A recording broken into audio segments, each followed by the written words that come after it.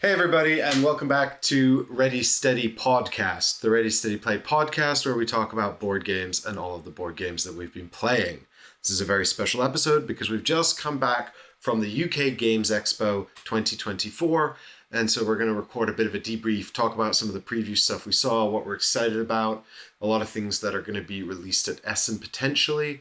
We've got a lot to cover, and because we are recording this right after the convention, and it needs to come out pretty quickly due to scheduling, we're going to keep it as brief and punchy as we can. And joining me on this episode, as usual, to talk about games is Barry. How you doing, Barry? Good. Thank you for asking. Got that post-con flu, but hopefully be better in a couple of days. Oh no, not the con crud. Yeah, happens. I seem to have avoided it, touch wood. Still time. So, Barry, it's a 3-day convention. It's Friday, Saturday, Sunday, and there is a little bit going on the Thursday. There's a press event, and a lot of people show up on Thursday for gaming on the night before, so they can get started on Friday morning bright and early. When did you arrive? I was there from Thursday at 4 p.m. Now I can't remember. I should have checked the times better, but I'm sure last year gaming was on from 4 p.m, but it didn't start till 7 p.m. This year. But yeah, I was there bright and early and raring to go. And I know that you were there from Thursday night as well, because I seen you. Yeah, that's exactly right. I was there from Thursday night. I showed up a bit late for the press event. I ran around the press event. I got to see all the cool, exciting new stuff. So I saw Life in Reterra, and I got quite lucky, actually, because it was towards the end of the press event. And I'd just been wandering around a little bit and scoping stuff out. I'd already seen a few things that I wanted to explore a little bit more, but I'd seen Life in Reterra. I was quite curious about it. It's an Essen release. It's a gateway game. It's designed by Eric Lang. It's published by Hasbro, and it's marketed as a gateway game with enough crunch to keep hobby gamers invested, which is, of course, very often the marketing line for gateway games. Yeah. And very frequently they sort of stumble and fail to deliver. So it's going to be really interesting to see if a veteran designer like Eric, who knows the hobby demographic really, really well, can... And I mean, I wouldn't describe his designs necessarily as bloated or overwrought. I mean, they are often, or have been in the past, often huge Kickstarters with loads of extra bits that might seem superfluous or unnecessary. Part of that must be based on the publisher, though, right? Exactly right. I was going to say, I don't know how much. And actually, I played Blood Rage quite recently again, and compared to modern Kickstarters, it's almost not bloated at all, really. It seems very reasonable by modern standards. Even with everything. It's escalated. Yeah, even with the all-in, yeah, exactly. So it had a card-laying aspect that was reminiscent of Namala, which came out last year, if anyone played that. But it also had you building tiles and things on top of the cards. And so there's this sort of common marketplace. There's a lot of drafting of these pieces, and then you're putting them out in front of you to build up this sort of geometric puzzle as you are rebuilding, I guess, society in a post-climate apocalypse future. And yeah, it looked really pleasant. The art's really cute. It definitely looks like it would be a pleasing gateway game. Whether or not there is enough there to keep gamers interested remains to be seen. But I certainly think that Eric Lang has proven to have enough design chops that I'm certainly keen to try it out. Yep. And Did you get a chance to play? Really, I didn't get a chance to play it.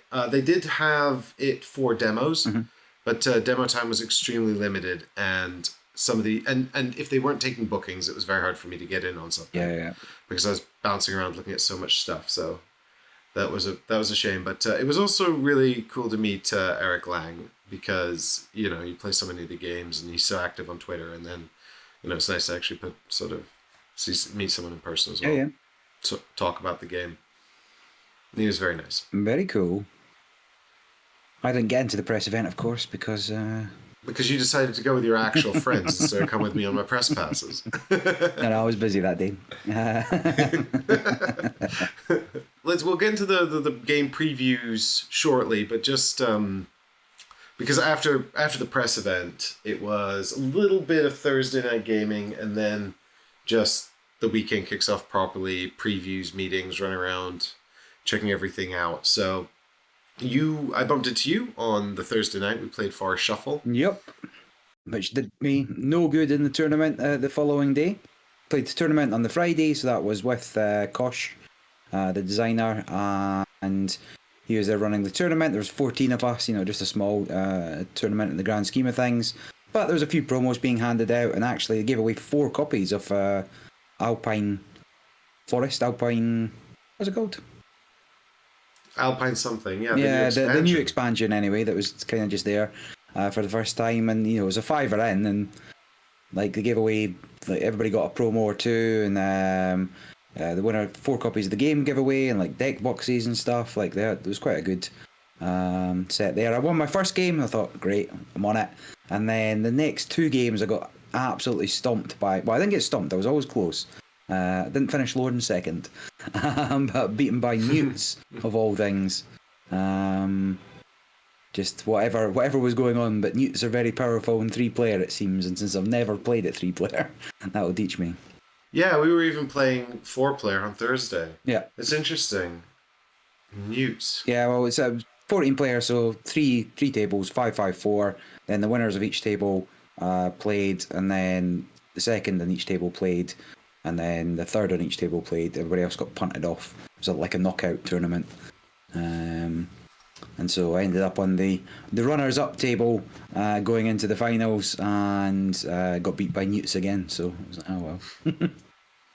You didn't learn your lesson and adapt your strategy. I did not learn my lesson. Like I'm just so used to ignoring them. If I don't get those 2 little frogs, those 2 little toads, then I'm not interested. So it didn't counterplay. I definitely didn't counterplay against them when I absolutely should have. And actually, the worst part was I should have won. I should have won. I didn't win. I could have won the second game because I ended it by drawing 2 cards. If instead of drawing 2 cards, I played my mole, not that anybody's interested in this, but if I played my mole and played out my hand the way I was kind of building up for it, I would have got 15 points, and that would have let me win by 1 point. And then the next person would have drawn 2 cards, and they would have ended it, and I would have won. Anyway, would have, should have, could have, right? And if you all haven't yet, go and subscribe to Barry's Competitive Forest Shuffle podcast, where he talks about in-depth strategies and tournament. Well, that's a new expansion's got like a 6th butterfly. That's pretty interesting. And then there's and the butterflies are still bad. They're not great, but the 6th butterfly takes you up to 35 points. Still free. The expansion seems to add powers to a lot of the strategies that were underpowered. Oh, that's good. Yeah, so it's really it's a patch. It's almost a patch. Like they've taken everything that wasn't worth playing and given you that extra option. And added a few extra bits as well.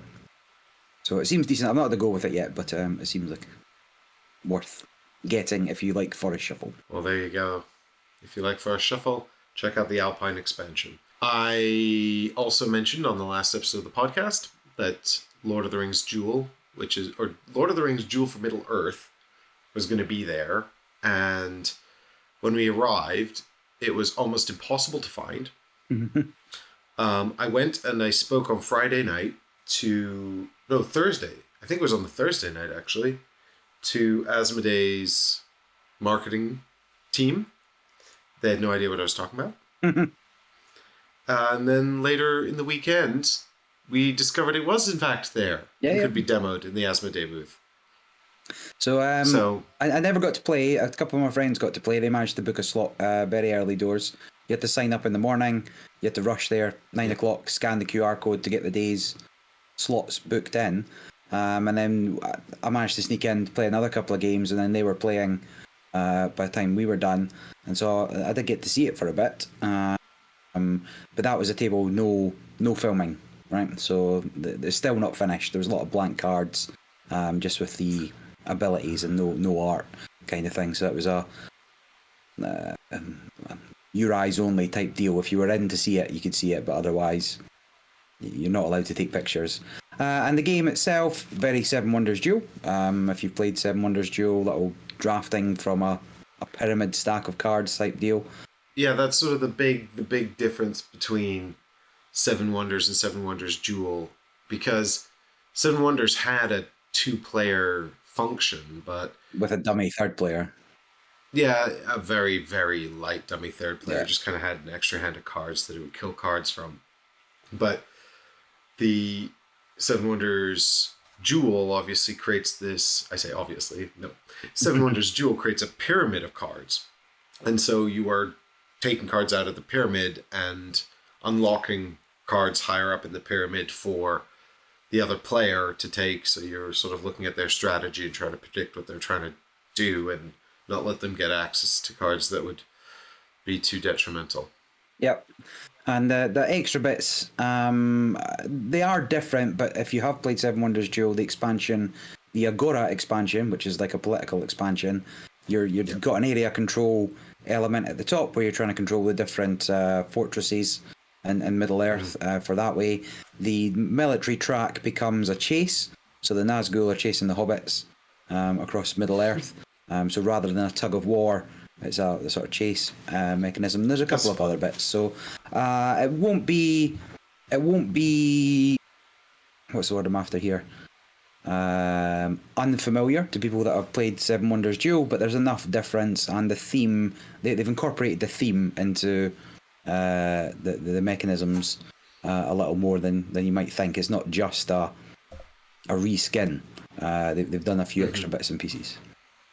Well, that's good to hear. I mean, I think for a start, Agora was great. And if you were into Seven Wonders Duel and you haven't picked up either of the expansions, I can't remember what the other one's even. Pantheon. I would skip Pantheon. I mean, it's fine. I would not skip Pantheon. Oh, you like Pantheon? I don't overly like Pantheon, but it fixes the player order and the Go Again Wonders issue. And so if you are going to play, I don't know, you don't need it, but I feel like it fixes a little something that was a potential issue with the base game, where if one person drafts 2 Go Again Wonders, you've only got 1. There's little you can do to control who's picking up what. It just reduces your decision space a little. But the powers themselves, I would agree with that. Yeah, I don't feel like the powers themselves were super phenomenal, but yeah. Agreed. So Pantheon sort of fixes this issue in the base bit, but you can also just you can't just take the Go Again Wonders out, right? There's not enough if you do. Is there not? So I think that you'd always be at least 2. I can't remember. Although there's a couple of promo ones maybe. So I don't know. I don't know. It's possible. Maybe give one to each player and then take the rest out. But arguably, you want those, and you would always try when you're drafting the Wonders at the start. Like they're always the ones I would go for. I would never voluntarily leave the only Go Again Wonder. Well, that's kind of the problem, isn't it? They're always the ones you'd go for. Anyway, so Pantheon helps address that, but Agora adds the cool area control business that's really fun and interesting. So it's cool that that's been incorporated into Duel for Middle-earth, the base game, and it's cool that they're sort of redressing some of the mechanisms as well to fit the theme. I'm excited to see that in its more finished form. Definitely. I mean, I'll probably end up getting it, so we'll have a game. I'm sure you'll get a copy as well. Yeah, hopefully. Any other fun... did you take advantage of the expo at all? Did you see anything that wasn't games? No. Nope. All I did was, I guess the one final thing to mention here probably, because my weekend was largely packed with demoing games, meeting publishers, and playing games. I didn't actually even get to play that many games. It was mostly demoing games and talking to publishers and looking at previews. But I did get to do playtesting of the prototype as well, the game that I'm working on with the co-designer Jeremy. And that went down really well. It was really positive and very, very validating. So we came away with a lot of good and useful feedback, and we're very excited to get some more work done on that. Nice. You'll be at a booth next year. God forbid. No, I don't want it. I just want to, do you know what? Like, I just want to sell it to a publisher and then be done with it. But also, like, I don't want the publisher to, like, change too much. Yeah. So that's the like, there's still a lot of development work to do on it, but also we are doing that. So, because that's the part of it we enjoy, right? We don't really want to be in publishing and logistics, but it's a challenge. Indeed. Because, you get even, I was saying, there was that famous thing where Quest, the sort of follow-up to Avalon, the big box, that's Don Eskridge's The Resistance and Resistance Avalon. And so they published Quest, and Don Eskridge was the designer on that. And you'd think that he would be able to do exactly what he wanted, but they got into a dispute with the publisher about what the rule set should be. So famously, the Kickstarter edition, which I have, and I have this, came with a card that says the setup in the rulebook is this, or the way you set up in the rulebook is the publisher's preferred opinion, and this is the Don Eskridge card that gives his preferred opinion, which is different because they couldn't agree, so you get two. So at least they conceded to let him put that in there. I could always post on Board Game Geek, but how many people would see it? It's debatable. Yeah, exactly. But the core public opinion is that Don Eskridge's one is better. Right. So go figure. Turns out he knew what he was talking about. I'm ready to move on to previews. Do you have anything else you want to say before we do that? No, nothing too much. Busy weekend as well. Didn't see as much as I wanted. That was absolutely heaving. There was 60. I don't know what they announced. They announced 63,000, 61,000 people over the weekend, and it was Saturday was crazy. Sunday, however, there was enough space to breathe and go and look at things, so I actually got most of my gaming done on the Sunday. Yeah. The Friday was fairly busy, but I was saying the whole day Saturday's going to be mad, and then it was.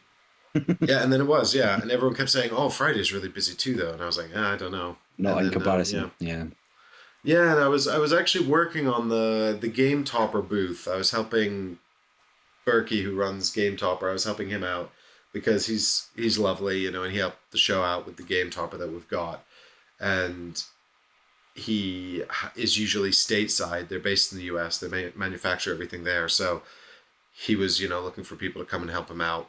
Yep. So I was happy to do that for a bit. And working as a booth. He was saying, yeah, exactly right. Yeah, just flaunting the product with my, with my batting my lashes and all charms.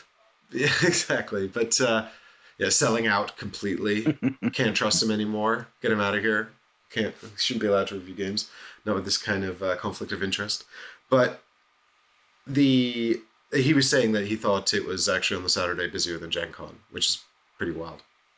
Well, more people in a smaller space. Possibly that's just it, yeah. Because Gen Con's more like Essence scale, isn't it? Yeah. So UKGE is still the third biggest. Board Game Con, biggest in the UK, but Essen and Gen Con dwarf it still. Very well then. So UKG's got some work to do ahead of it. Indeed. Right, game preview time then. Yeah, what did you see? Well, I went to... So actually the first two, interestingly, are both from the same publisher. It's two Osprey games. The first one is Battalion, War of the Ancients. I was really excited about this. Like, I admit a little bit of bias up front. I just really like Paolo Mori games. I'm a fan. I've enjoyed almost every game I've got from him. If there's one I didn't like, I've already forgotten about it. I'll tell you what. To show that I'm not biased and a holistic reviewer, he did a roll and write, which was so light. I think it was called Seasons. It was called Rustling Leaves, and it came out in 2020. It was just a forest grid. It was.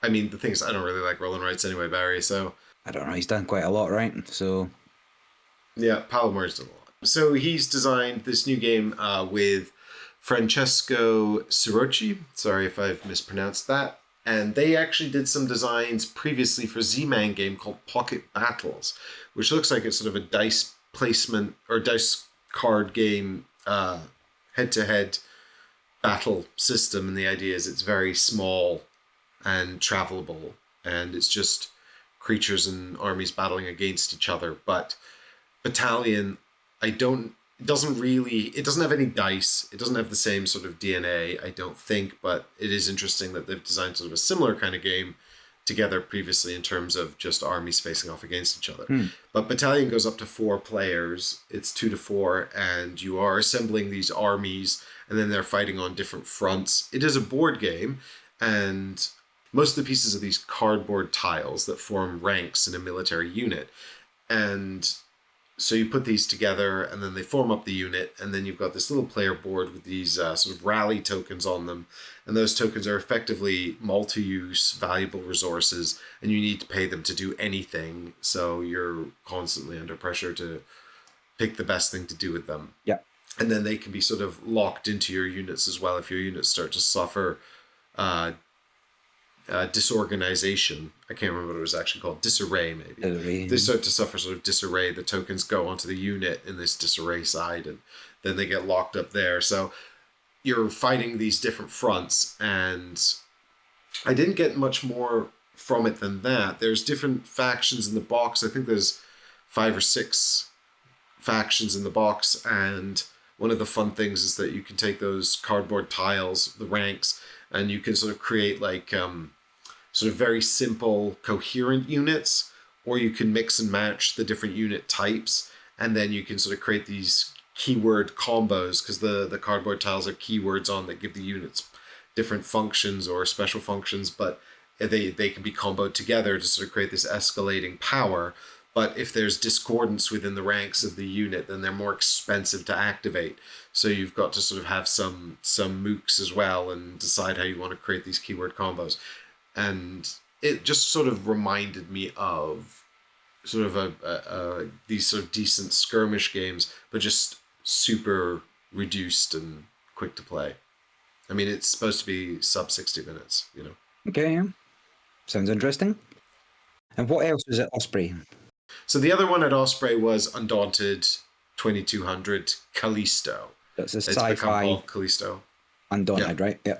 Yeah. It's a much bigger box than the last offering, Battle of Britain. It is not airborne like Battle of Britain. It doesn't have air stuff. It does have mechs. And There.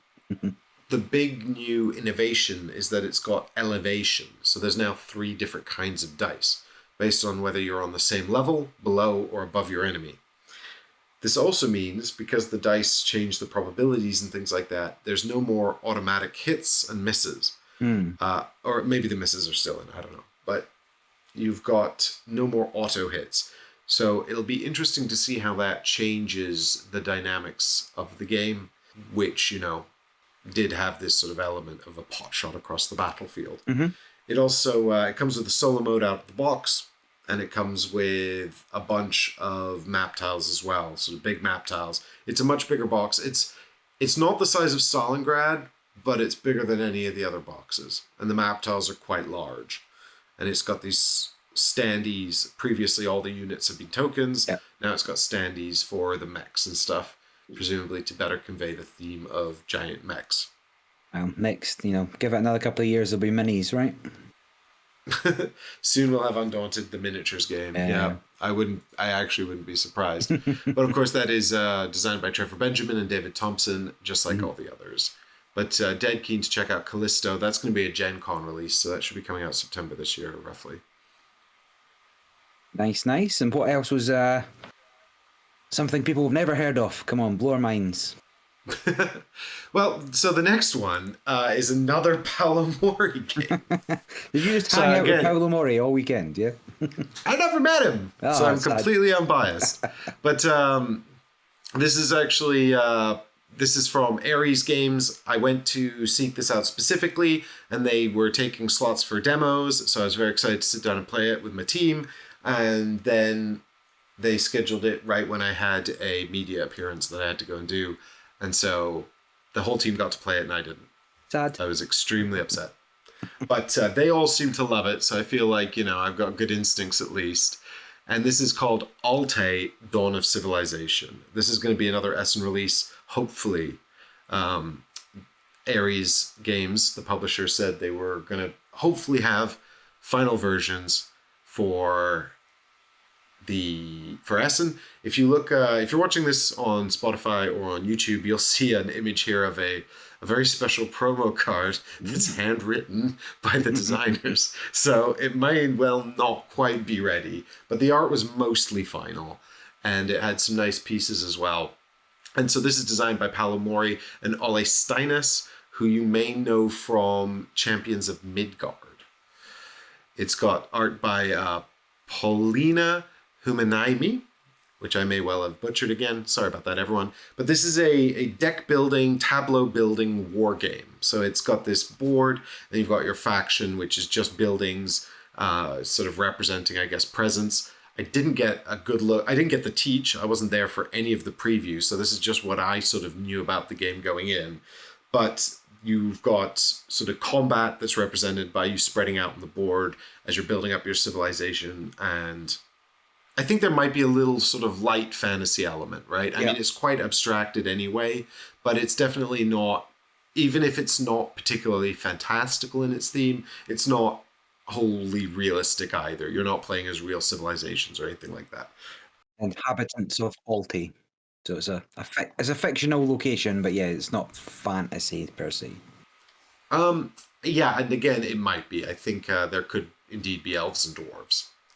Yes, but again, it's not a sort of a prevalent part of it. There's not really any asymmetry. You are deck building from a common marketplace, but then I think there's also a unique marketplace of technologies that you're buying and laying out in front of you as well. And there's a lot of sort of deck cycling. There's a lot of ways to ditch cards from your hand. You know, a lot of buildings give you this power to just like discard a card and draw another one. So you're sort of trying to like get these cards in your discard and then cycle back to them as quickly as possible. And there's the ability to trash if you're really into deck optimization. There's some cards that are only functional for combat. And you're playing those out to grab opponents' territories. And it looks like you're sort of going to invade them. And then you've got these base combat strengths, and then everyone gets to ditch a card from their hand to see if they've got a better number, and you kill your opponent's presence and take their buildings.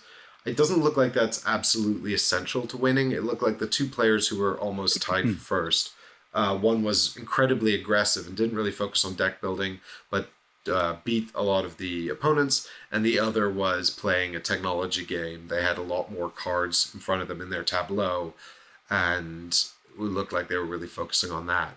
And there was some nice discussion as well going on around the table, because I did get to visit before the game was over, where, you know, it was like, well, I can't build in that territory. You're just going to destroy it and stuff like that. So I was really keen on that. I love deck building. I like player interaction, board presence, area control sort of stuff. So really, really keen to check this out at Essen.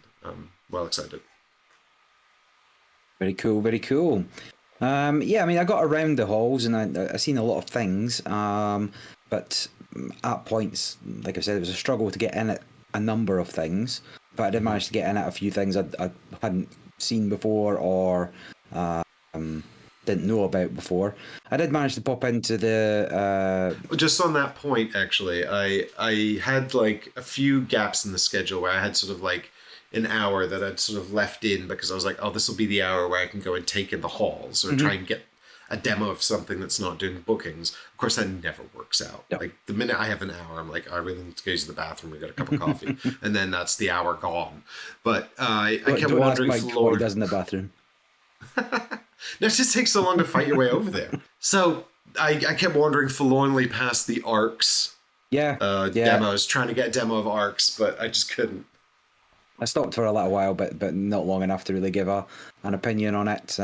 Looked good, but I could have told you that before I was there. It looks good, yeah. Yeah. So I'll give you sort of a rapid fire rundown. When it saw, I think I spoke about it last podcast, Evil Dead 2 1%, and it's very much an evolution of the game. So it's a push your luck, sort of liar's dice type mechanism with extra layers of rolling dice and matching numbers, which you start with a 1% chance of hitting, but as you win more rounds, you can hit more numbers. And the Evil Dead theme, there was extra powers and things very sort of tied into the movies a little, but wasn't anything too different from the base game. And I did have a go at trying to roll double zeros on the dice to win a copy, but unfortunately rolled like 83 or something miles away from it. No. But actually, what was It's pretty close. well, that is. I suppose it's as close as anything else, really. That's what I was going to say. Yeah. That's how maths works. Dice work. Yeah. I actually checked out their They Live game, so I don't know if you've seen the movie, but basically, the guy gets glasses and he can see the aliens taking over the world type thing, and it was a sort of social deduction team game, and the way you would check people's loyalties was to put on the polarizing glasses, and it was the only way you could see on their card whether they were good or bad. Fun. So they've got like a traitor or human or alien card, but you need the glasses to look at it. Yeah, I just thought it was pretty cool. Like I put the glass, I didn't know about it. The glasses were on the table. I thought it was a prop. I put it on, and they just handed me the card, and I was like, "Wait, what?" And then I was doing this with the glasses, like, "Oh, that's clever." Anyway, that was fun. That was cool. I went up to Smirk and Dagger, who do Boop, and Boop the Halls wasn't there. Very sad that there was no Christmas Boop to be seen and played. They had I went up and asked, and they had a flyer. It's like, well, I'm sure it said it was here, but it wasn't one when I was there. But I did see two of their other games, which I'm not sure have been. I think they're announced, but I don't know if anybody knows about them. One of them was This Game is Killer, Alien on Board. So This Game is Killer will probably become a framework for games, and Alien on Board is pretty much the Alien movie in 20 minutes. And the way it kind of works is you got two cards per turn. One you choose to be your location, and then that goes round. Well, you can choose whatever order you want to play them in. You can either play it for the ability, or you can play it to move to the location, and you have to do one of each. And if your ability is blow the airlock, so first of all you move to engineering, but by the time it comes back to you, somebody's moved into the airlock. You have to play it for the ability, and they'll get blown out into space, and you just have to hope that the alien's there for that one. And so basically it was, like a sort of co-op from the point of view that you're trying to get the alien out of the ship, but you could be doing bad things to your comrades in arms. As it was going, and so it's a super quick game, super light game. Seemed quite fun, if that was your kind of thing. A little bit. So it's hidden roll, is it? No, I think everybody's working objective together in that one. Okay. Although actually, I don't know if somebody would have been playing as the alien. I don't think they were. It wasn't available to play as such, but it was kind of set up and showing us. And they had one other game, which was Adventure Party, and that's out in the next couple of weeks. And it's a social RPG, or a social deduction RPG, I think is kind of how they do it. And so as a group, you are, there's an adventure card, and say it's fighting the dragon. And then you must, on your turn, roll play a card from your hand that kind of says what you're going to do. I'm going to hit this dragon with a hammer. Fine. Then you roll a dice behind the screen, and you describe how well that action's gone. And so the guy, we played it just that one round, and the guy rolled the dice, and he's explained. He was like, "Oh, I've swung the hammer, misjudged how strong it was because I've just got it, or how heavy it was. I have overswung, missed the dragon by miles, tripped over my own feet, and been pung away." And so, as the GM. So whoever's the GM on the turn gets the chance to ask one question to clarify where we think it kind of lands, and then everybody gets a go at guessing what number's been rolled. And the way it works, fun. Yeah, so 20 is like, best outcome. You can't kill the monster or succeed in the mission because everybody has to get a go.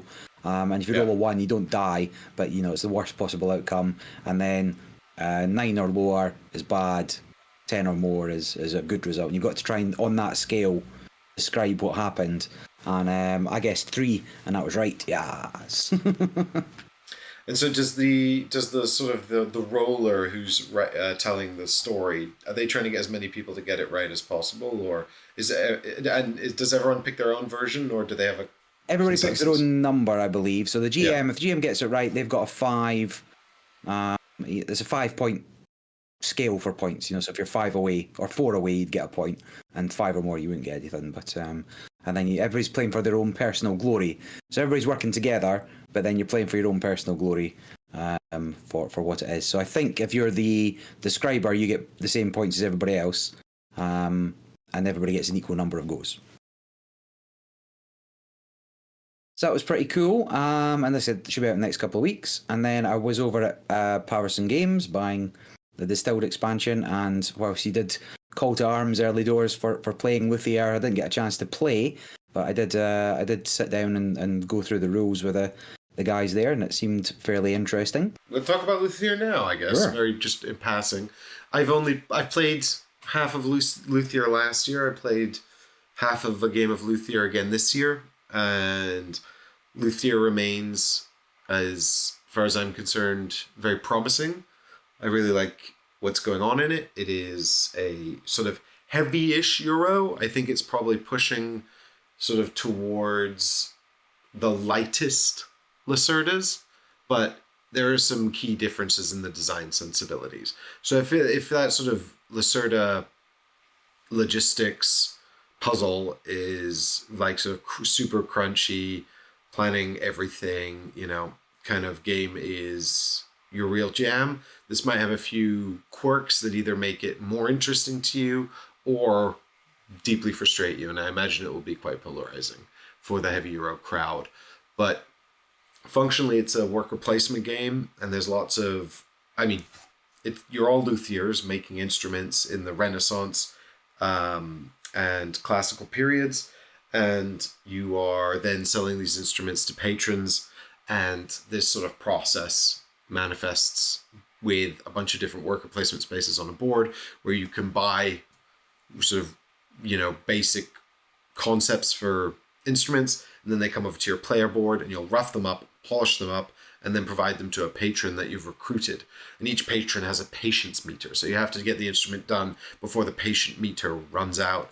But you can also give them sort of little tokens to like reset the patience meter and buy you a bit more time. Get you some goodwill from your patrons. But when you do unlock the patron by completing their desires, then they'll become a passive player power on your player board. But on the main game board, there's also a market for repaired instruments. So you can kind of like, sort of shortcut it by getting a secondhand instrument and just giving it a polish. There's the area where you go to actually acquire the patrons, and there's another area where you will go to do performances, so you can show off the quality of the instruments that you're making and impress everyone. And there's various other things going on as well. But then you've got those sort of four main areas on the main game board where you're putting workers, as well as two spots on your own player board where you're putting down your workers, which is the roughing the instrument, so the first things you need to do to it, and then the polishing, which is the second stage.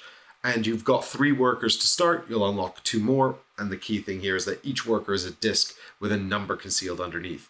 And that number has 2 functions. When you play it into an area where the worker has a function, it will unlock better versions or give you some kind of bonus, In certain areas, it will let you go up an upgrade track that gives you more powerful versions of that action when you take it in the future.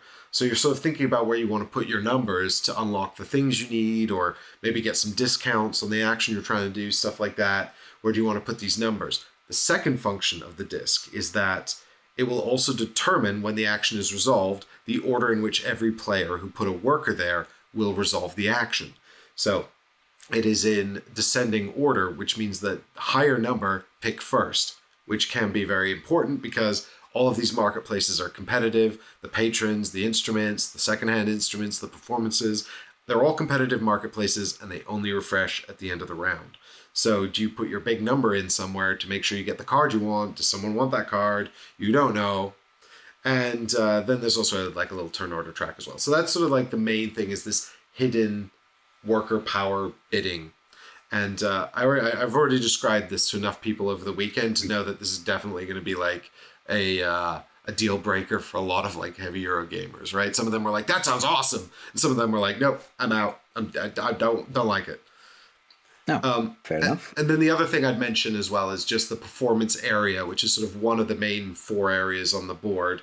The performances are actually a little sort of mini dice game, and you can shore up your chances. So it's like a sort of push your luck thing. Like you put in your big number there, that's a base that you start with, and then you can spend influence, or there's a sort of a currency you get that can be used to boost various actions. You can spend that to boost your number more, and then you get to roll some dice, and if you hit certain thresholds on the performance card, you get more rewards. And you can entirely ignore this area of the game, or you can go in on it quite heavy. It really depends on whether you like sort of push your luck dice stuff. But of course, it's tied into a really quite a heavy crunch euro on the back end. So I think that will be quite polarizing as well. The good news is you don't have to do it. And I think it's really great that it's there, because it means there's like a little bit of hope for people who might be falling behind, or who don't really know what they're doing, or, you know, who might just have a go at it anyway and get lucky. But I just like that that's there, and you can choose to engage with it if it's appealing to you. Yeah, I mean, I'm quite looking forward to it. I hope to get a game. Whether or not I buy it, it's still up in the air. Trying not to buy as many games, but did buy a few. Well, there is going to be a solo mode as well, and Mark Dainty of Not Board Gaming, he's walked away with a copy to review the solo mode, but he doesn't know the rules. So I'm going to go over there and teach it to him, because I've had enough demos of it now that I know how to play. And so I should be able to come away and at least give you guys some insight into how the game plays before the Kickstarter goes live, and let you know how I feel about a sort of a full game in the wild rather than, you know, playing at the booth with the professionals. Sounds reasonable. One other game I did see, I don't know if you had the chance to see it, was try and pronounce this right. Kauri. Yeah, Kauri. It's Kaori. Kaori. Is it Kaori? It's like Maori. So it's New Zealand, right? So Kaori. Kaori. Yeah. So this is actually, because I know Mark, who's publishing this quite well, Mark Cook. So I got to see it at the convention as well. What did you think about it? Well, again, didn't sit down for like a full game. The game is a fully asymmetrical, 4 different factions. It's about when the English came to New Zealand and they brought or introduced possums so they could hunt them. So, you know, grow the population and hunt them. And as they were introducing those, and as they were chopping down trees to effectively not terraform, but, you know, make it more hospitable there, destroying the Kiwis, so not the native islanders, but the actual little bird. And the game kind of each faction, so you've got the possums, you've got the Kiwis, you've got the Maoris, and you've got the English, and they've all got sort of different things they want to achieve. The English throughout the game, right, let me explain. So possums at the beginning want to drag out that section of the game as best they can to get the biggest foothold on the island. The Kiwis want to keep that first bit as slow as possible and drag out the second part of the game to repopulate and reforest the area. So the English for this first 2/3 of the game are deforesting, and the possums are spreading out, and then they realise their error, and they start trying to replant trees and keep the Kiwis on board. So throughout it all, the English are picking up points for whatever. The possums want the first bit to go for as long as possible to get as much foothold and as many points as possible, and then the Kiwis want the last bit to go as long as possible to claw it all back, kind of thing. And actually, I didn't. We're kind of just set up playing 3-player. I don't know what the Maoris are attempting to achieve. To be honest, I think they have their own goals throughout for it, and it seemed pretty interesting. Every deck had all the different powers and what you're trying to do. How it all comes together, I don't know. I mean, will it be root light? Will it be root like? Unclear. But I do like the variable player powers and the fully asymmetric factions sometimes.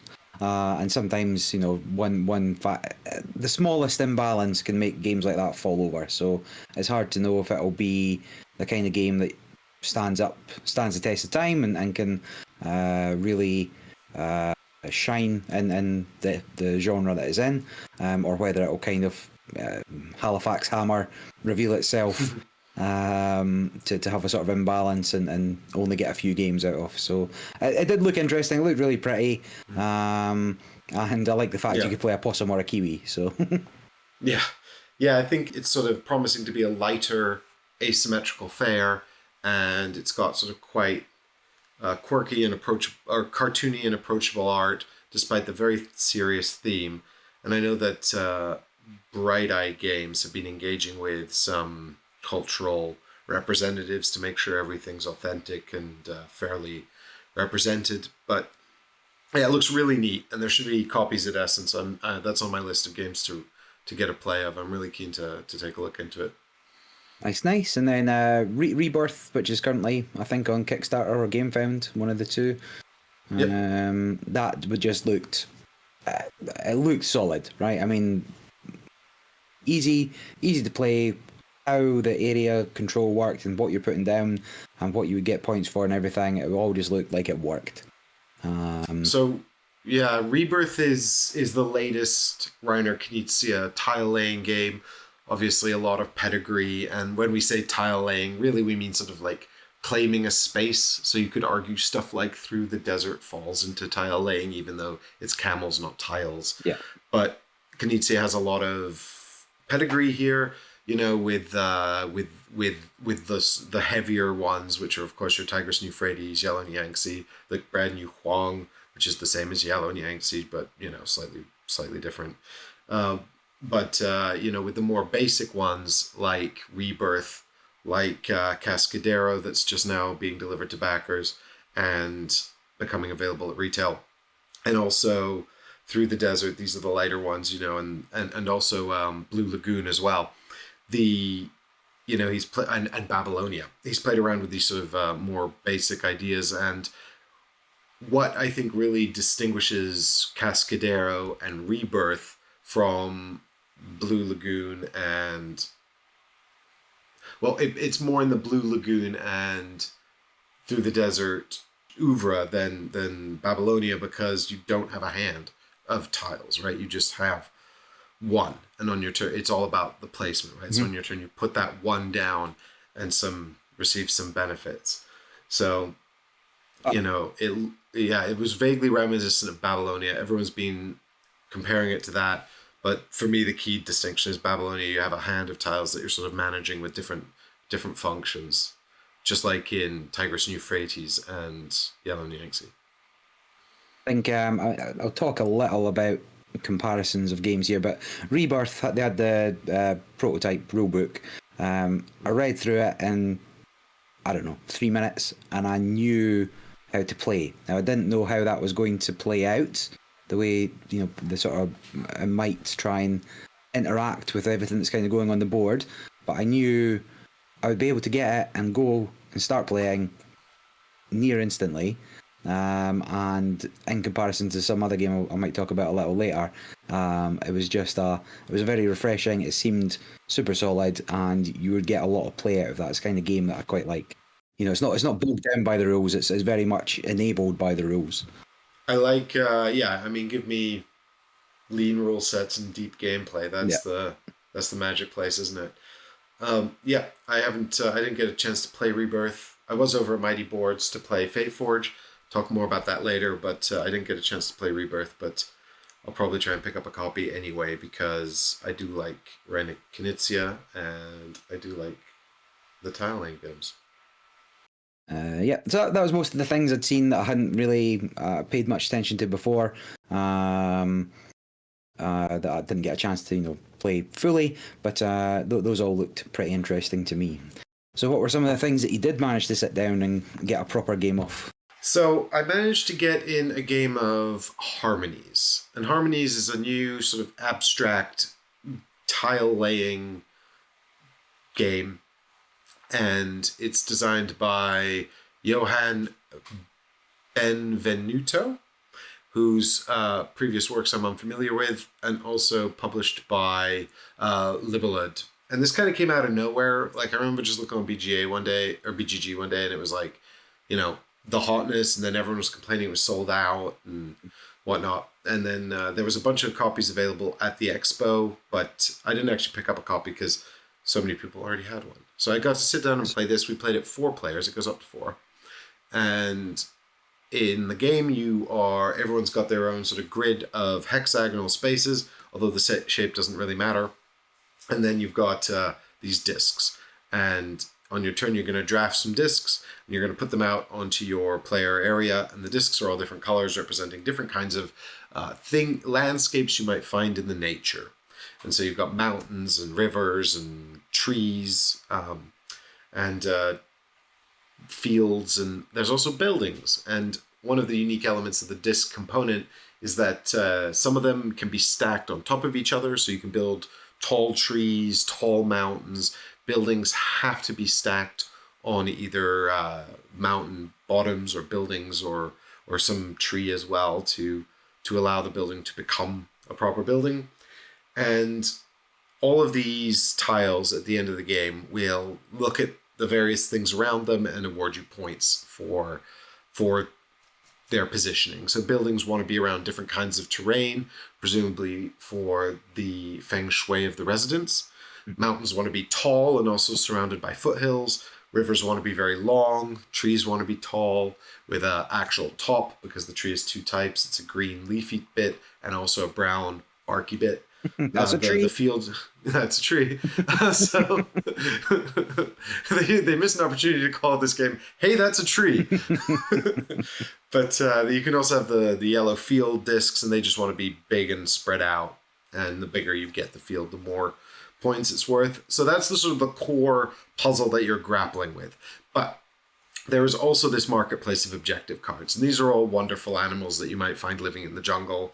And insects and all kinds of fauna. So you've got ladybirds and alligators and koala bears and regular bears and otters and whatnot. And there's 5 of these cards available. And when you take and you can have a hand of 4 of them. And so you take these cards and you put them in your hand of 4, and then they come with like little tokens on them. And so you'll take the card, put the tokens on it, and then they've got a pattern, which is, it might be a river next to a size 2 tree, or a size 3 mountain next to a wheat field or whatnot.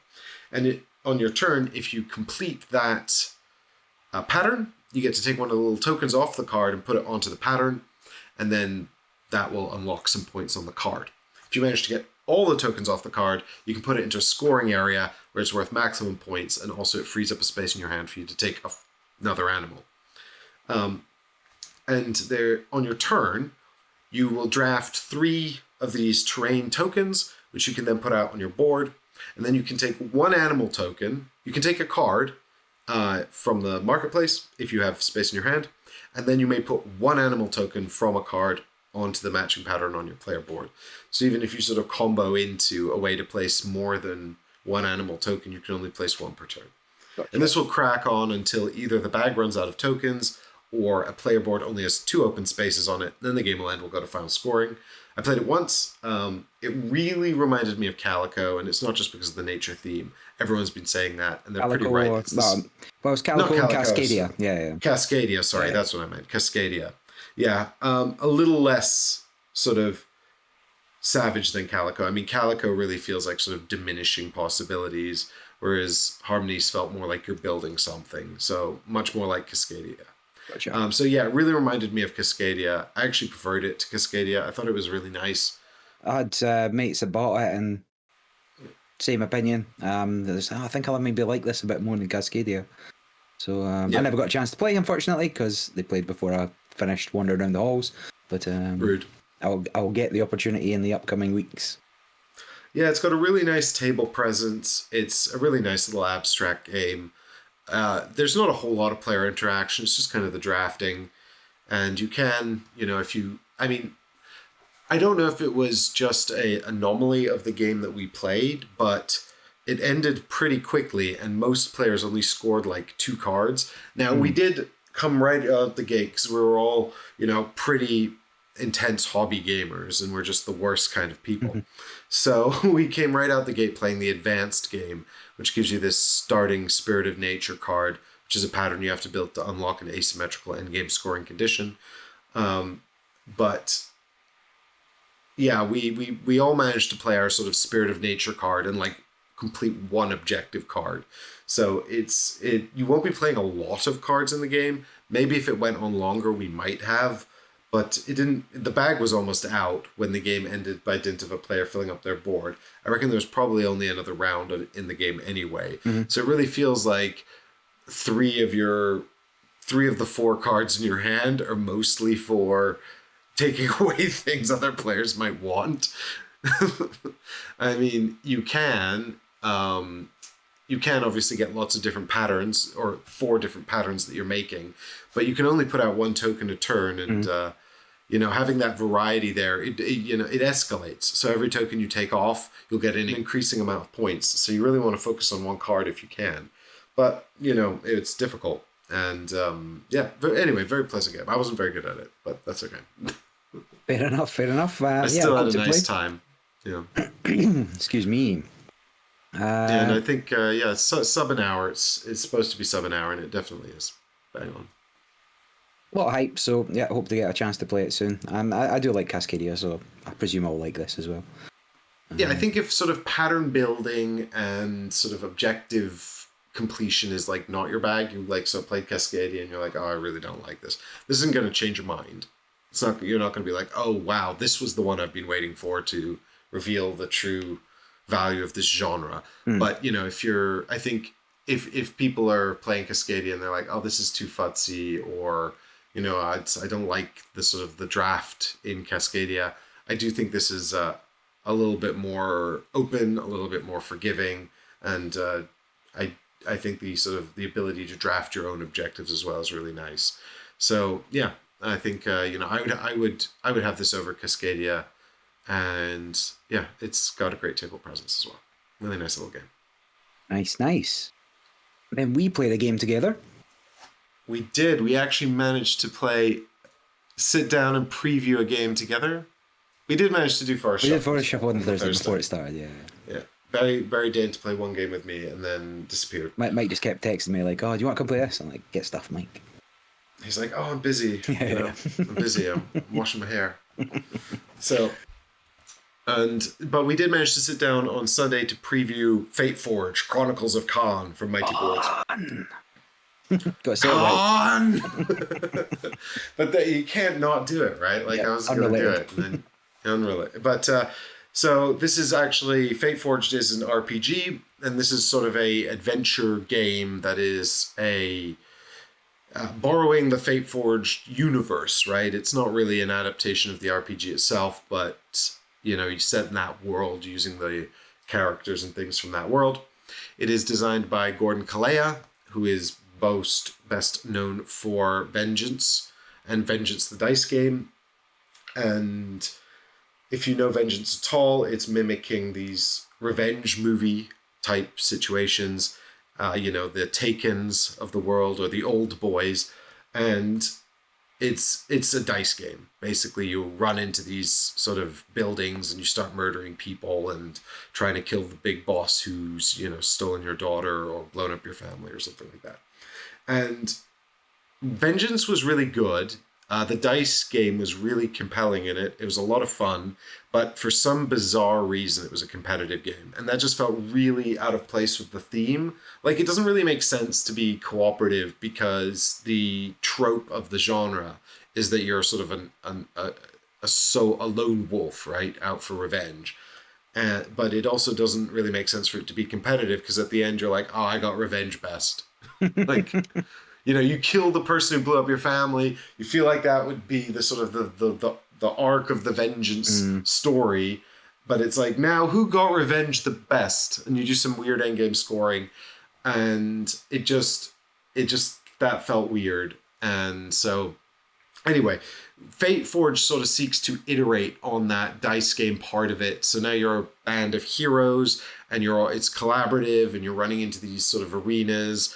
And it's still got that sort of action movie type feel, because it's borrowed this dice system from what was effectively an action movie homage. Now it's like your heroes, but you're running in, you're bashing things, and you're murdering people. And it's going to be a campaign game, and you're going to play through a series of scenarios. There's an app that drives the game, and the app's going to track your progress, whether you won or lost. It's going to adjust itself accordingly. Lots of big promises about that. I was impressed with this when I saw it years ago.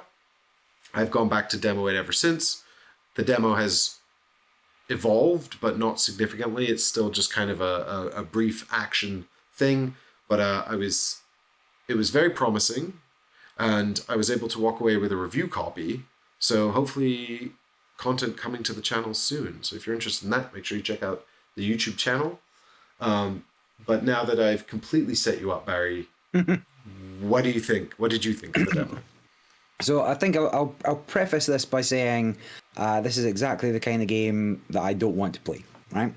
From the point of view that it is a 30 scenario, 25, 40 hour game with a heavily leaning on the app to do a lot of the remembering work, right? That you don't use the app a terrible much to play this actual scenario.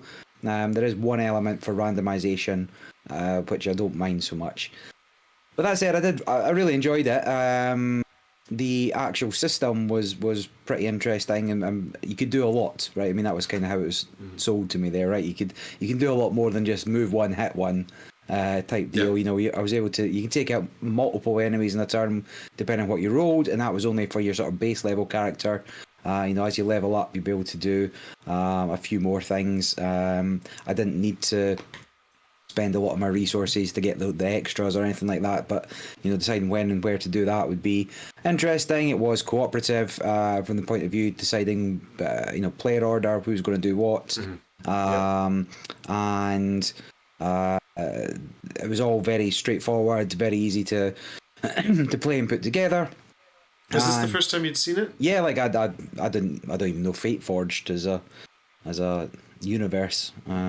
No, I came at it from the angle of knowing Gordon Kalea and Vengeance. So I came at it from a sort of, this is the fantasy cooperative version of Vengeance. And I was like, that seems like a better fit, at least for the game, than a competitive version. Although I think Vengeance still has a very strong solo following. So, as I say, this isn't, you know, I don't want another dungeon crawler campaign game.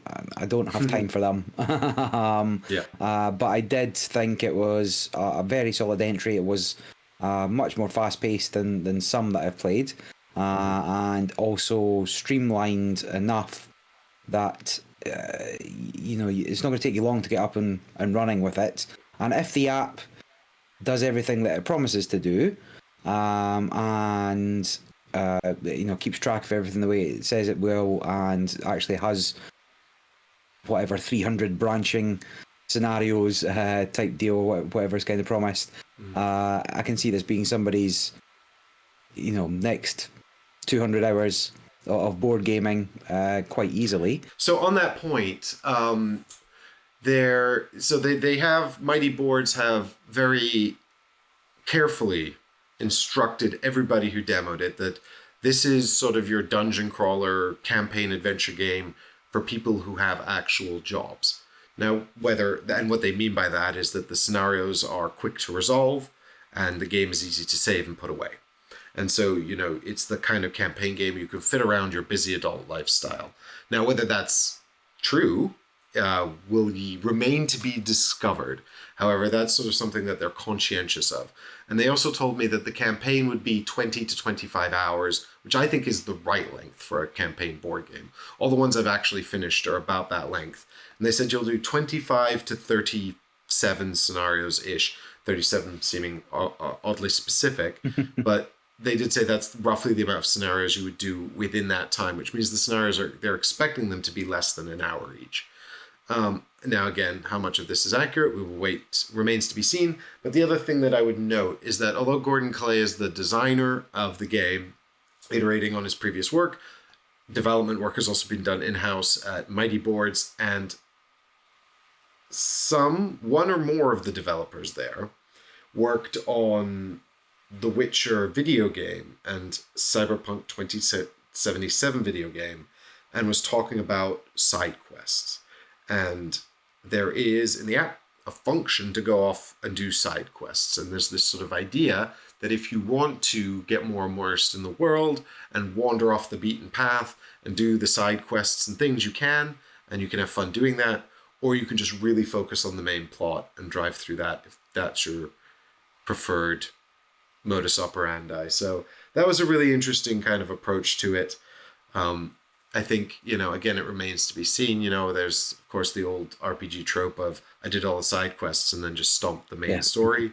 How they'll balance that out so that the people doing the main story, particularly if they're focusing on it, can actually beat it without wandering off and leveling up, so to speak, remains to be seen. I haven't really seen anything about the character progression in the game, but there are ability cards and things like that, which I presume could be upgraded. Anyway, excited to see more of it. The one thing I didn't like, the only thing I really didn't like about it was that one of the enemies is a doggo, and I always feel bad about hurting doggos.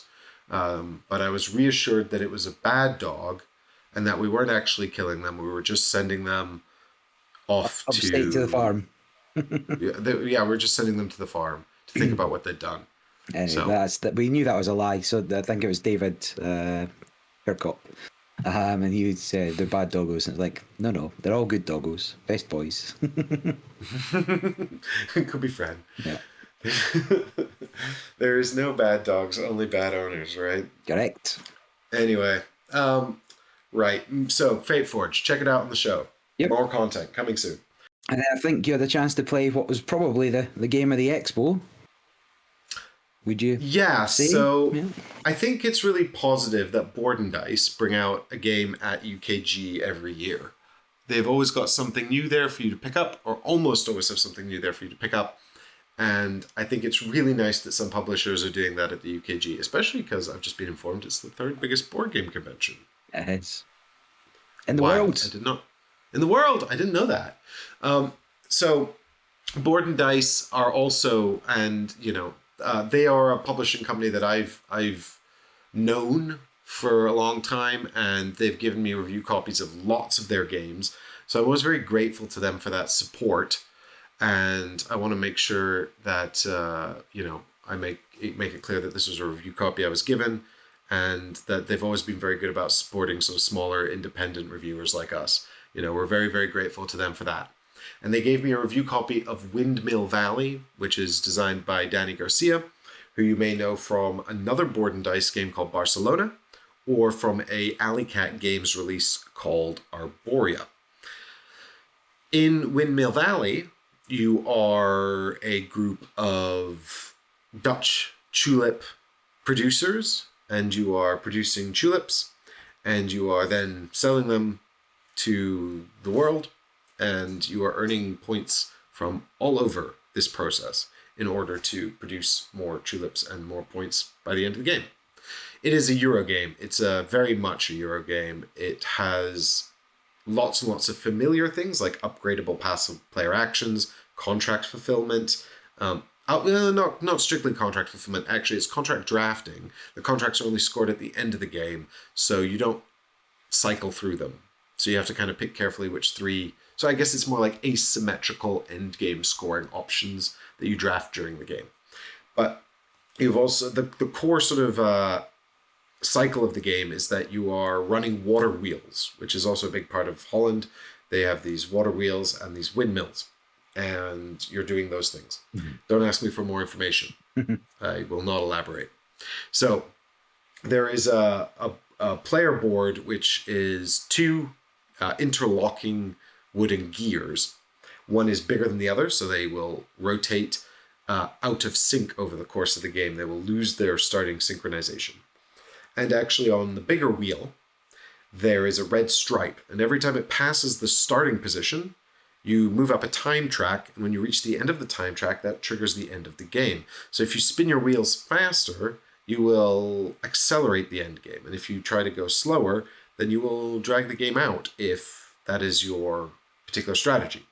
Within the wheels, there are different sections, and these sections are the actions you'll take in the game. So on a given turn, you will first choose to increase or decrease the flow of water, which will affect the speed at which the wheels turn, and then you will turn the wheels at the correct speed, and then you will pick an action either on the big wheel or on the little wheel.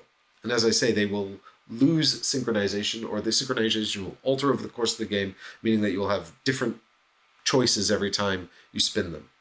And this, in theory, sounds really neat and interesting.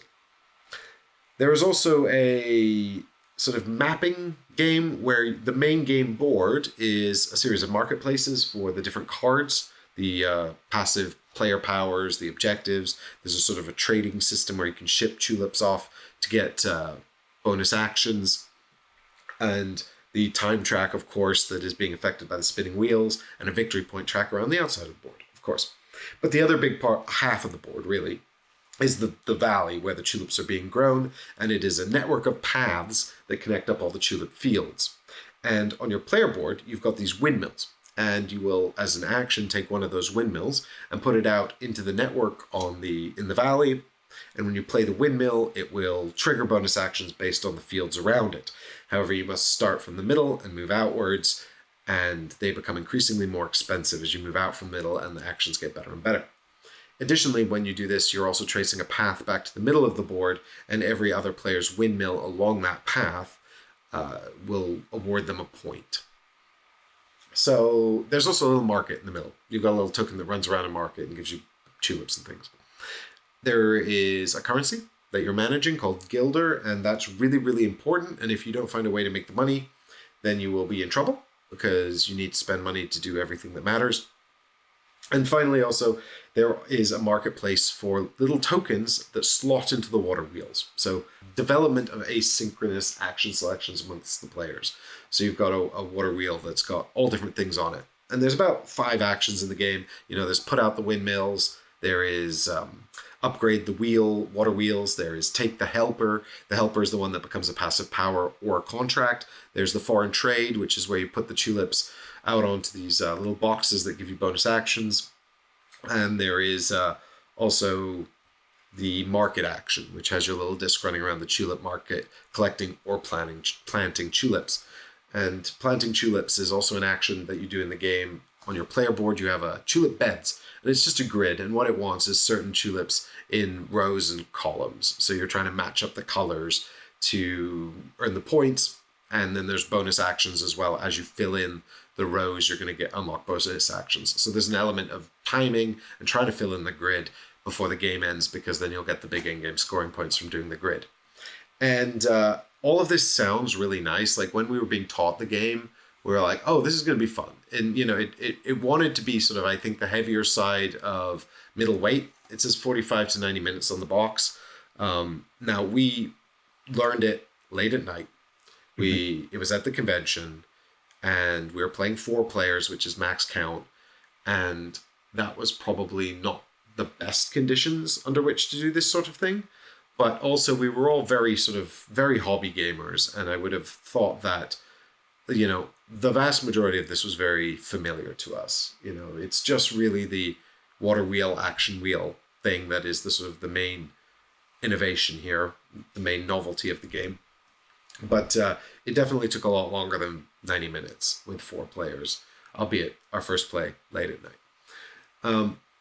But I don't know. I think, at 2 players or even a solo mode, sure, definitely 60 to 90 minutes. I don't know who's playing this in 45 minutes unless they're solo and they're playing real quick. But yeah, it had the first experience had 2 major issues develop. One was a runaway leader who was totally uncatchable, and that became pretty apparent before halfway through the game. And remember those important monies I talked about. So when you upgrade the water wheel, you get 2 different kinds of discs, and one has a little plus on it. And that fits into the smaller wheel on the right. And when that comes up, you get to do both actions. So the little plus is like, do the big action on the left and the little action on the right as well, rather than having to pick.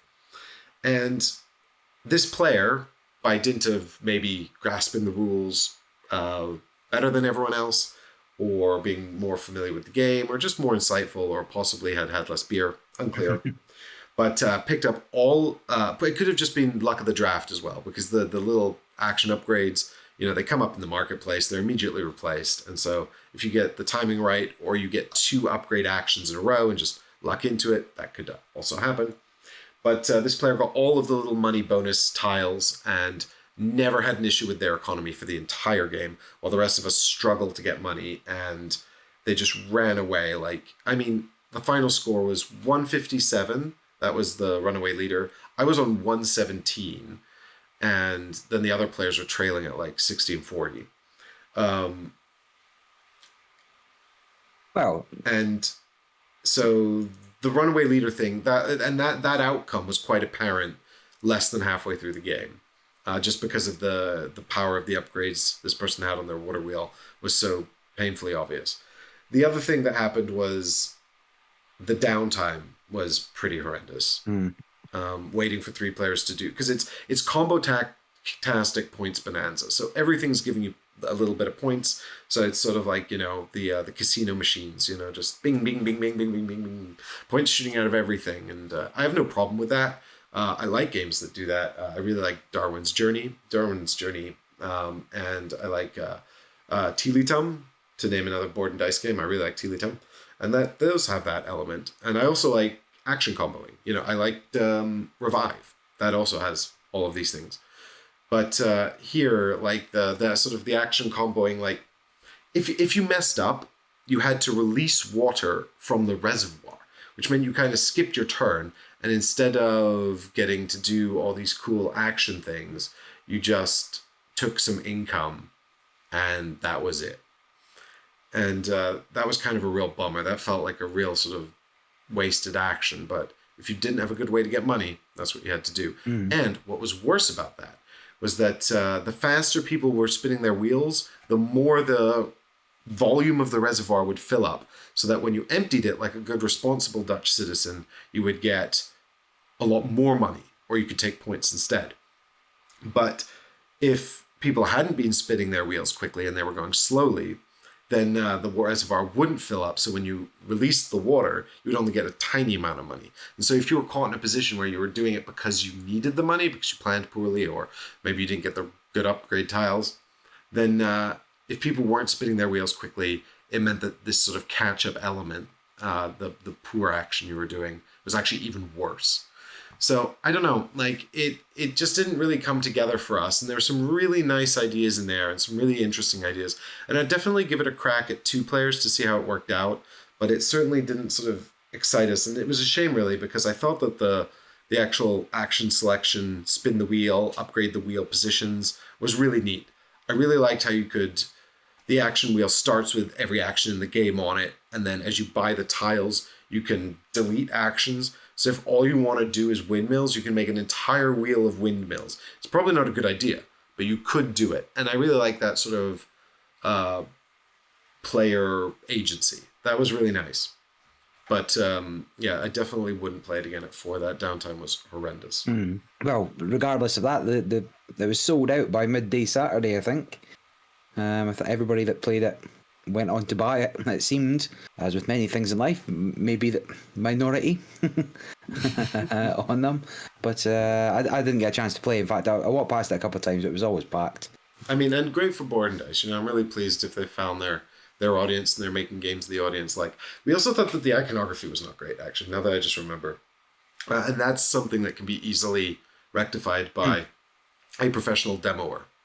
Yeah. But if you're just learning it from the rule book and you're on your own, there's some. It's not that the iconography is bad. I think once you've played it once, you'll be all right with the iconography. It's just that there's a lot of different iconographies, so you're constantly going into the rule book to look it up. Sure. There's a lot of cards with unique icons, is what I mean. Arguably, I had that problem first time I played Seven Wonders, and now second nature. So. Yeah, Seven Wonders also has that problem. Anyway, that was Windmill Valley. That's it from me. I will probably play it 2-player and then maybe come back and talk about it some more, do a review, especially if it significantly changes my experience of the game. Nice. Well, I'll give you like a quick blitz of some things I played while there. So overall, I had 44 plays of games across 24 games, and 17 were new to me. So I did get a fair bit of gaming done in between, but a lot of them were a lot lighter. Let's put it that way, right? I never got involved in the sort of big sit down 3-hour, 4-hour games that I have done in previous cons. In part because busy doing other things, and in part just the people I was with. So The things I did get to play though, in the super secret special Asmodee area, so not getting into Seven Wonders Duel, signed up for whatever was available, and that game was Fairy Ring. So I don't know if you've seen this, but this is a drafting game with a movement element for a player piece, and depending on what your player piece lands on, depends on what triggers. So the game, you are a fairy. And you are growing mushrooms. Something along those lines. Right? You're making your fairy ring, right? Yeah, like fairies. Played over two. It's a game of two halves. You've got a deck and B deck, or a one deck and two deck. The cards in the two deck are more powerful than the ones in the one deck. But you'll draft rounds. You'll play a card in player order. So everybody drafts at the same time. Choose what you're going to play, and then reveals in order. You place that mushroom into your fairy ring, and it can only be to the left or right of what you've already played.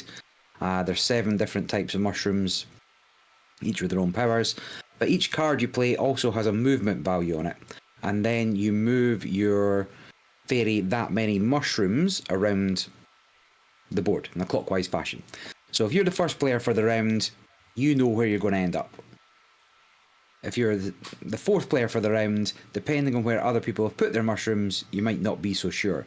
So that uncertain movement is more prevalent at the beginning of the game, when there's fewer mushrooms. So somebody putting 2 mushrooms in the middle when you wanted to land on that purple mushroom to trigger points, and then suddenly you've landed on a yellow mushroom that gets you nothing. Was interesting. But the way it works is, whatever mushrooms you have in your fairy ring, whenever you land on that colour, you trigger the one that you land on, but you also trigger all the ones of the matching colour in your fairy ring. And that could be, this one triggers points for how far your fairy's moved. This one triggers points for how many the same you have. This one triggers points based on how many fireflies are flying around your fairy ring, which is just on the cards. And so 7 different mushrooms score in different ways. And then there's the sort of end game objectives. You want to have 10 fireflies. You want to have 1 of every mushroom. You want to have 4 double stacked mushrooms, because you can either start a new mushroom and it can be infinitely wide left or right, or you can stack your mushrooms up to 4 high for additional value. That's by laying the cards on top of each other. By laying the cards on top of each other. And then once you get into the second half of the game, you pass the cards the other way, but effectively there's higher movement values on those cards. So you can get further around. So it made sense enough. Anyway, the game was absolutely fine. It was quite light. I think whether or not, if you don't have a drafting game like Sushi Go, or what else might be a good example of a drafting game? Seven Wonders? Well, no, because there's no resources around. Like Sushi Go, you always get to play the card you picked. Right. So it's more akin to Sushi Go than anything else, really, but with this movement element. And in fact, had they re-themed it to be Sushi Go Belt or whatever, right? I think that would have worked as well, and they could have kind of kept the franchise there. But anyway, particularly if you like the theme, but the game itself was absolutely solid. However, I have Sushi Go. I don't need it. Is the come down from that? But it was right, fun enough. So it's a light drafting game, competing in that sort of space, and not. And you if you don't have Sushi Go and you like fairies, get that one. Very very similar experience. Oh, sorry, I better tell you a little bit about Fairy Ring, right? So that is Lawrence Grenier and Fabian Tanguy, probably. Published by Repos Production, and it was on display in the Asmodee booth there. And it's fine. It's like, if you don't have a drafting game and you want a drafting game and you like fairies, I can wholeheartedly recommend it. And then next it was Takenokolor. Takenokolor. So Takenoko is a game about a panda and a gardener, and building up your garden and your bamboo. And Takenokolor is like a roll and write, and it absolutely nothing to do with the original game, other than there's a picture of a panda. Now this was again fine. It's a roll and write. It's like colouring in, and you get the 4 different coloured pens, and there's the different areas to colour in. for it. So this is still designed by Antoine Bauza and Corentin Lebrat, published by Matago and Bombix, depending where you are. And you roll the pens, so the dice are around the outside of the pens for the different colours, and then there's 3 different symbols: circle, square, triangle, and that and then you draft a pen and you colour in something of the matching symbol on your sheet, and they're all very lovely images, the kind of thing that might be in a colouring book. And then if you colour in a whole section, or if you colour in the whole part of a section, you'll get some points at the end of the game. If you colour in a whole section, there'll be some bonus points for it. If you complete a section, you might get to colour in other sections. And depending on what colouring pad you're doing, might be there's various combos the way other roll and writes might have, but they're quite let's say family oriented, right? It's not a lot of huge decision space, and there's not a lot of interesting combos there, but it does look pretty. The unfortunate thing with the game at the demo stand was that the pens had worn off. So the dice on the pens had worn off. So knowing what symbol you'd rolled was nigh impossible. You had to spend a lot of time just staring at the pen, working out what was next to what you got. And if that is indicative of how the final quality of the pens are in the copy you're getting, I don't know how long that demo's been doing the rounds.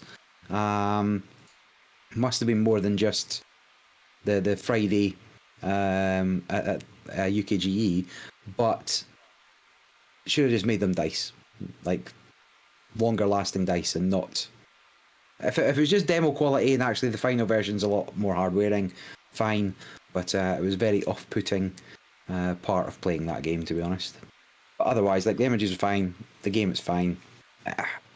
Not one for me again, right? So it does what it sets out to do, and that's kind of what I often judge a game on, even if it's not for me, right? So can't argue too much of that. And then played Kamisado. I don't know if you've seen that at all. It's quite an old game, sort of 2008. However, there was a new Korean second edition was there. So it's published by Burley Games, designed by Peter Burley, and he was there and he was teaching us the game. And this new version, the old version was like little plastic castles, and either you had to put tokens in the first edition one, and then the deluxe one you put like, I can't even describe it, like little skirts on a tower to determine what level it was. This one's a much more streamlined version. It's got Bakelight tokens, kind of like Hive, and it's an abstract game where it's like a chessboard, except every 8 different colours on the board, and each of those colours matches up, has a symbol as well, so this one's the most colourblind friendly, I would argue. Each of those matches up to one of the pieces on both players' board. They both have the same 8 identical pieces, one white, one black, and when you move a piece, whatever colour you finish on, the other person has to move. So a little bit like Onitama, or what else I played, like Centurion or the Duke or type thing. And you can only move forward, you can't move backwards, and so people can get blocked in, you can get double turns, but the aim of the game is to get one of your pieces to the other side of the board. So you want to be on a brim diagonal with your purple piece, and you want them to activate purple, and then you can move into the end to score a point, and you can play to 3 or 5 points. I hadn't played it before, but I thought it was a very clever abstract game. I think this is the nicest version of the 3 that have been published, or there's also Kamisado Pocket, but of the 4 that have been published, and I was pretty close to buying it, to be honest, and I still might get it. It was it's super straightforward, super easy abstract game to play. Once you get your piece over, basically you flip it, and then it becomes a stronger piece for the next game. And so if you're playing best to 3 to 5, 7, whatever you want, And then there's the variable setup. So every round you're drawing a token, and that you consult the back of the book for your variable setup. So it's not the same every time. You've got your 1,024 different setups, and that will also, I guess, times 8 again for depending on which of your PCs is upgraded, because your upgraded PCs have slightly different powers. They can push other PCs and get you additional goes and stuff as well. So if you like abstract games, I hadn't seen it before, I hadn't really played it before, but I can recommend giving it a go if you can find it. And I think it wasn't terribly expensive either, so can wholeheartedly recommend. Then I'll very quickly run through a couple other ones. First thing I wanted to talk about was the game Perspectives, and that is what's the word I'm after? A deduction game. That's the word I was after. By Matthew Dunstan and David Neal, and published by Space Cowboys. Now, these guys individually and together have done. I'm not sure if they've done anything together before actually, but Matthew Dunstan's done the adventure games and loads of other things. But Dave Neal's also done the Echoes and a bit of Sherlock Holmes and he's the consulting detective guys. Yeah, so they've all done. They've both been in this deduction space for a little while now. And Perspectives came out last year, or at least it's March 2023. I'd never seen it before. I'm very close to giving it a 10. Really? I've given it a 9.5, and if somebody told me it was a 10, I wouldn't argue with them. It was the best. It was just the best deduction game that I've played. It was set at a level where you did need to think about it, but there was nothing tricky. There was nothing. It wasn't like a 90s point and click where you had to figure out that the goat had eaten through the electrical lines after being startled by the rat that you seen in a picture 4 times, four scenarios ago or whatever. Everything was logical. Everything could be deduced, and I better explain a little bit about how the game works. Each case asks you one major question, but then you dish out 12 images or 12 cards to people with information on it, and you're not allowed to show each other. You have to just say what's on it. And you're maybe describing somebody, and there'll be a couple of people that might look the same or have a couple of different similar features. You might be explaining, well, I've got a timestamp of a security camera at this time, you've got an email sent at this time, and you're piecing together this timeline, and you're going over like what you're trying to figure out, who done it, why they did it, all these kind of things.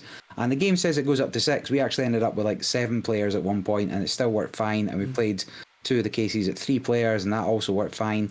And it was just, I've heard a sneak peek that I've heard a little sneaking that there's another one coming, and it will be 100% bought day one. It was far and away the best deduction game I've played.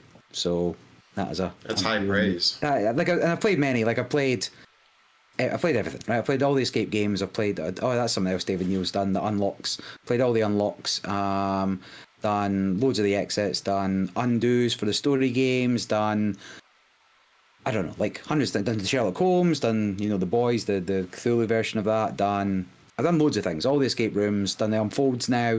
Had to buy my own 7th C because Mike wouldn't give it to me.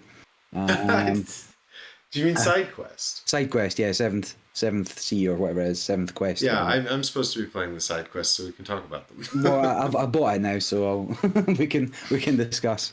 Future episode. Yeah, and this one was just like the level was just pitched right. So we got the first one where we played 7 players. I think we got 12.5 points. Right, you don't get half points, but I gave us a half point. Is there a Sherlock that you have to defeat at the end? There's not, but depending on how you can get, if you answer all 4 questions correctly, you get a point per question. Right. And so sometimes we got the right kind of answer, but we didn't exactly nail down the why or whatever. So I gave us half a point for those ones. And so 12.5 points for the first one, and then 14.5 out of 16 for the others. And it was just, we must have spent 3-4 hours playing all the cases in it. Got it from the board game library there as well, so it was really good for that. Anyway, recommended. On the flip side of that, Flip Fate, Washed Assured, Alley Cat Games. Worst game I played in ages. Fateflip washed ashore from Correct, yeah. So it is a similar thing where it is it's not a deduction game. It's like a choose your own adventure book, except there's only, I don't know. I hated it. So the three of us tried to play. We definitely did something wrong. We died almost immediately. Fine. We understand that this game's going to try and kill us. But you would make a decision, and then it would have nothing to do with the next thing you read, and that sucked. And then I was just, I thought, I was so bad that I thought I was playing it wrong. And so I went back to Alley Cat Games on the Saturday, and I was like, listen, can somebody just confirm that we're doing this right? Because I think we must be doing something wrong, because it doesn't make any sense. Like, the story doesn't progress the way we expect it to progress. What we're doing with the cards doesn't seem right, because you'll add cards to the back, and the way the Fateflip is that you'll flip the cards. So you've got basically 4 bits of information on a card, depending on whether you flip it long side, short side, and you go through a hand of cards and you get items and whatever else. Anyway, since playing it then, when I rated it a 1 out of 10 initially, I've gone up to a 2 out of 10. I've played it again, and I've got further, and I am playing it right, or we are playing it right. It just doesn't quite work out the same way. So it's the other end of the spectrum on those kind of games, I guess. So I was very disappointed in that, because that was one of the few things I bought when I was there. But never mind. So this is designed by Johannes Krenner, and amazingly, this came out this year. So the implication here is that there's going to be a Fateflip series using these mechanisms. And this is the sort of shipwrecked version. I'm pretty sure it's like just out like last week or so. Yeah, I mean, I don't. Let's not end on a downer, shall we? So on Thursday night, just before we kind of bumped into you, we were playing Papayoo. Now that's not another old game. You ever played Papayoo on Board Game Arena or otherwise? No, I haven't. Well, the designer is uncredited. It's a trick-taking game. There's a 5th suit, which is bad. It's a reverse trick-taking game almost. You don't want to win any of the 5th suit, the Payoos, which are negative points at the end. And that goes up to 8 players as well. Again, we were playing like 7. And we were just hollering all Thursday night, just, oh, not on a 2, not on a 3. No, it's like, take that. He's got the Papayoo. And so we're just shouting away, and so this one guy comes over to us, and he's like, what are you guys playing? It's like, looks like a lot of fun. It's like, oh, it's a Papayoo, it's a trick-taking game or whatever. He goes, oh, well, I'll be able to buy that tomorrow. And I was like, sorry, mate, like, no. Like, I had to get mine imported from France. Like, it's just not been in stock for forever. If I can implore Gigamit to reprint it and put it into English. Like, it's not super highly rated, but it's easily the most fun. I think it's maybe my biggest discrepancy between Board Game Geek rating and my rating. Like, I've rated it an 8 because it's just always fun when we bust it out, and I think it's like a 6 on Board Game Geek. Yeah, it's a 6 on BGG. Designer uncredited. Well, I think it's just an old trick-taking game. I don't know if France used to have a 5th suit of cards or something, like, for their standard deck of cards. I don't know if it's like an old ye oldie one. I don't know. But it was always have a good time with it. I know some games are only good because of the people you play it with, right? And as long as you've got people that are into it, I think this is just a load of fun. As long as you're happy to see your friends wallow in misery, they think they're going to get out of this hand, no problem, and suddenly you drop 20 points on them when they were least expecting it, and they're just like, no. So that was the most fun. Anyway, that was most of my expo, I think. Yeah, it looks like Papayoo is wildly out of print. So, Gigamic, it looks like it's a tiny deck of cards and a die. So you know what to do. Make it again. Indeed. Send us a review copy and we'll tell everyone to buy it. According to Barry. Or I feel like you're easily bought because the game must cost like 10 quid tops. I was about to say, or I'll play it and I'll be like, Barry, what are you talking about? There's a reason this is out of print. No way, man. Best game ever.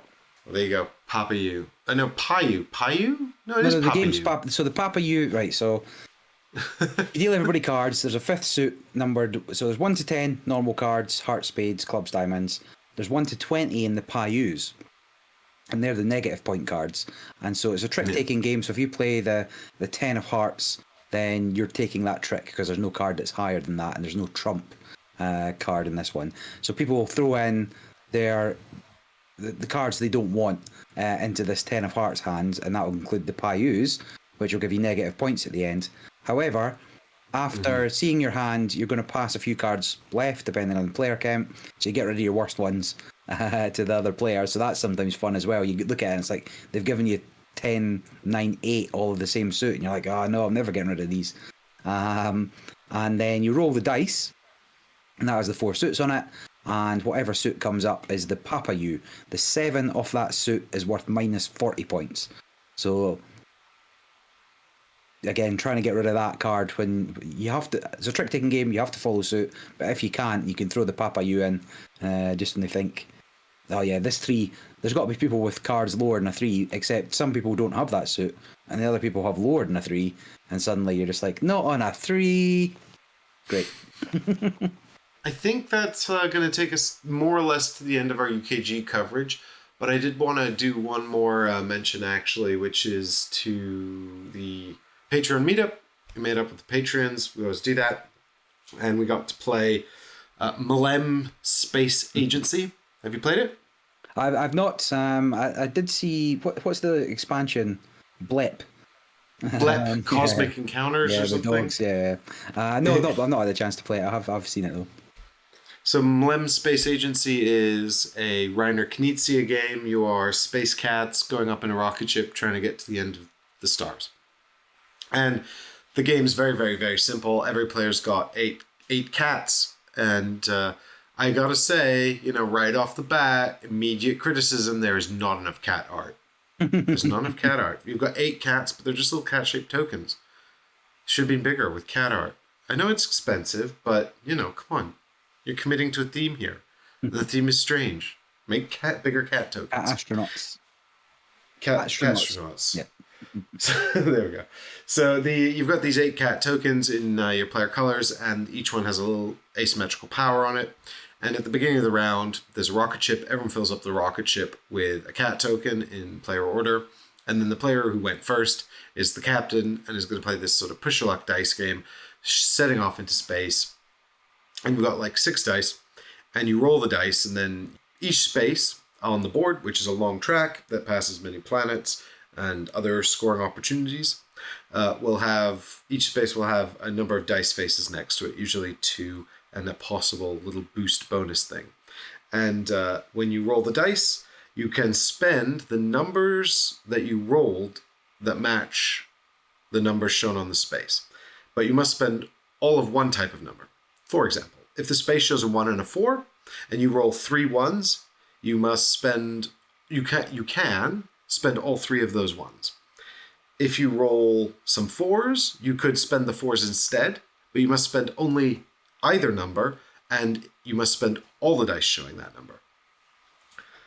Gotcha. If you can't spend any because you didn't roll the number shown on the space at all, then the ship is lost in space and the mission's over and everyone has to go home. So that's sad. You don't want to do that. When you spend the dice, you advance the spaceship along the track equal to the total value of the pips. So if you roll 2 4s, you get to go 8 spaces. And then the 2 dice that you spent are lost, right? So you're trying to get all the way to this end of this 25 space track by rolling the dice. And there's a boost icon, which will show a number, usually a 1 or a 2. And each die has a boost face on it. So I think the dice are 1 to 4 with a boost face. So there's obviously a 6th symbol on there. Maybe there's 2 boosts. I can't remember. But I don't think they have 6s on them. Or 5s. But anyway, you roll the boosts, and you can, if you're on a space with the boost symbol, they don't all have it, then you can spend the boosts to progress the spaceship, and you don't have to discard the dice. So the boost is quite valuable. And if the ship explodes, then it's reset. The next player in clockwise order becomes the captain. You do the whole process again. There's a certain number of explodes before the whole game ends, and then you score points. Otherwise, the game can also end when somebody completely runs out of cats. As the ship moves along the track, you will pass planets and other interstellar bodies, space bodies, and you can disembark the ship. So very strong Celestia vibes. You get off the ship, and then your cat will secure some kind of scoring opportunity. If it's moons, it's just straight points that you grab. If it's a planet, there's sort of like an area majority type thing going on here, a area control thing. Like most cats on the planet will get the high score. And then right at the end, there's a sort of a space comet, and if you get to be the first one there, you get a big bonus for being first to the end. And that's about it, really. There's also tons of extra modules in the box, like loads and loads of extra modules to complicate this. We only played with one, which was the exploration module, which has a special tile for each space on the track, but you reveal like 6 of them. And then when you land on that tile, if you happen to land on that space, you resolve the tile and then flip over a new one, which goes to a different space. And those tiles can be bonus points or advance the ship more spaces and things like that. The cats themselves just kind of have additional scoring benefits, right? So like they might be like, this one's worth twice as many if it's on a moon, or one of them gives you an extra die. So like if it's not an actual extra physical die, but instead you can flip that cat over for a value. So it's got a 1 on it. And if you need a 1, then you can spend that cat. By flipping it, it can still score points for the player who put it out.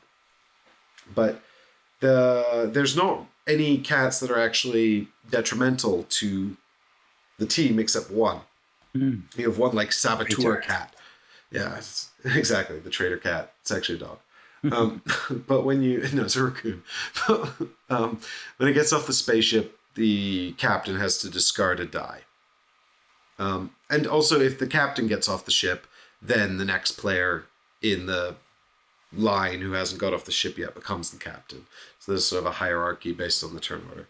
But it's just like sort of a push your luck game. Other than that, it's nothing too complicated. The production's reasonably nice. The planets are all cat themed, so there's the yarn planet and the goldfish planet and whatnot. But there's a player board with some nice cat art on it, very cute cats on the player board, and then not nearly enough cool cat art on the rest of the game. But it does come with a neoprene mat out the box, which means you've got a tiny little wooden rocket ship, and you can just slide it along the neoprene on the track, which is very satisfying. Yeah, it was very pleasant. I mean, I don't think it's going to light anyone's world on fire, but I like Push Your Luck. It's got sort of vague co-op vibes, but then there's only one winner, so, there's that. Semi-co-op. Yeah, semi-co-op. I mean, not even really. Yeah. But you sort of like, we got us chanting like, get to the end, keep going, so we were having fun with that. But, I don't think any of the modules are going to like significantly change up the game.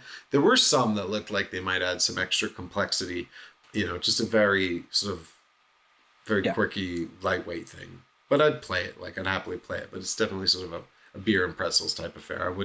I would not feel satisfied if we got it out and that was sort of our main game for the puzzle night. For the main game for the night, exactly. And also we played it at like higher player counts. I think it goes up to 5. I think the more the merrier on this one. I think at 2 or 3 it'd probably be much less interesting. Yeah. I say interesting, much less raucous. Enjoyable. Raucous. That's the word I wanted. Thank you. I mean, I like Celestia, and it seems like a variation on that about when to get off, get your points, whatnot.